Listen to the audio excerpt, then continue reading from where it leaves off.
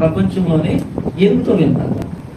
అంటే ఎందుకు చెప్తున్నానంటే ఎంతో ఘనంగా దేవుడు అతను ఏం చేశాడు, హెచ్చించడం వాడుకున్నాడు. ప్రపంచం అంతా అతనికి ఏమిచ్చిందంటే శాంతి దూత అని గుర్తించింది. ప్రపంచంలో మాస్టర్ గారు వాళ్ళ 2 బోయింగ్ విమానాలు వాడాడు, పెద్ద విమానాలు. ప్రతి దేశంలో ఆయనకు ఆస్తులు ఉన్నాయి, ఇప్పటికే ఉన్నాయి. ఏ దేశంలో ఆయనకు ఆస్తులు ఉంటాయి? మన దేశంలో కూడా ఉన్నాయి. హైయెస్ట్ పెయిడ్ స్పీకర్ అంటారు. అంటే స్పీకర్ అంటే వాక్యం చెప్తే అమౌంట్ ఇస్తారు కదా, ప్రపంచంలో అందరికంటే ఎక్కువ తీసుకున్న వ్యక్తి అంటే.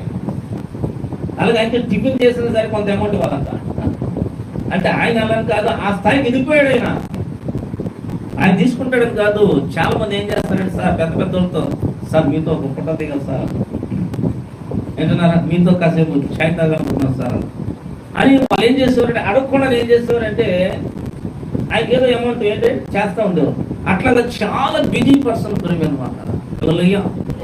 చాలా బిజీ పర్సన్ ఏంటన్నారా. ఆయనకి ఒక ఛానల్లో పొద్దున జయసూద గారు మాట్లాడుతుంటే కేపాల్ గారు తర్వాత మాట్లాడాడు. ముందు కాసేపు జయసూద వచ్చి కాసేపు మాట్లాడాడు, చిన్న జయసూద. తర్వాత కేపాల్ గారు వచ్చి వాక్యాన్ని ప్రకటిస్తుండేవాడు. ప్రియమైన వాళ్ళ రైతుల హల్లెలూయా. సో ప్రపంచం అంతా కూడా ఆయన పాదాల దగ్గర ఉండేది.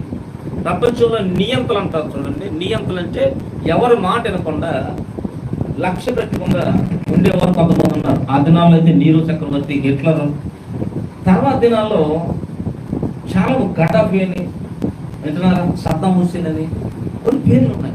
వీళ్ళందరి దగ్గరికి డైరెక్ట్గా వెళ్ళి కలిసేవాడండి. ఎట్లా డైరెక్ట్గా వెళ్ళి కలిసేవాడు. ఎవరికైనా అపాయింట్మెంట్ కావాలి, కానీ కేపాల్ గారికి అపాయింట్మెంట్ అవసరం లేదు. ఎవరైనా కూడా తీసుకెళ్ళి ఉడికి ఎవరైనా పంచుతాడు. ఆ ఇది ఉంది. అలాగే మన దేశానికి ఆయన బిల్ క్లింటన్ అనేటువంటి అమెరికా ప్రెసిడెంట్ తీసుకొచ్చిన ఆయన. Bill Clinton, George W bush అని ఇద్దరు అమెరికా ప్రెసిడెంట్లు మన దేశానికి వచ్చారు. ఆంధ్ర కూడా వచ్చారు. తీసుకొచ్చింది ఎవరంటే కేపాల్ గారికి తీసుకొచ్చింది. పేరు ఎవరు వేసుకున్నారంటే వేరే ఆయన వేసుకున్నాడు. ఎందుకంటే ఆయన వెనకాల ఉండేవాడు పాపం. ఎదర నాయకులు ఉన్నారు, రాజకీయ నాయకులు, వాళ్ళు వేసుకున్నారు పేర్లు. సో ఇలాగేంటంటే చాలా అలాగే అనేక మంది అనాథలను ఆదరించాడు ఆయన.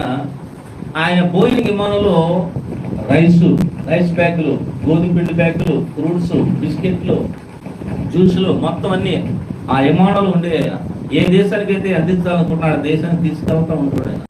సో ఈ అమౌంట్ కూడా ఎంత లెక్కలేని అమౌంట్ అయింది కదా. ఆ స్థాయిలో దేవుడు హెచ్చించాడు ప్రియమైన వాళ్ళ. కానీ కాలక్రమేణా ఏమైంది ఒక ర్యాంక్ స్టెప్ ఏంటంటే పాలిటిక్స్లోకి వెళ్తాయి. అంతగా కనపరచబడిన వ్యక్తి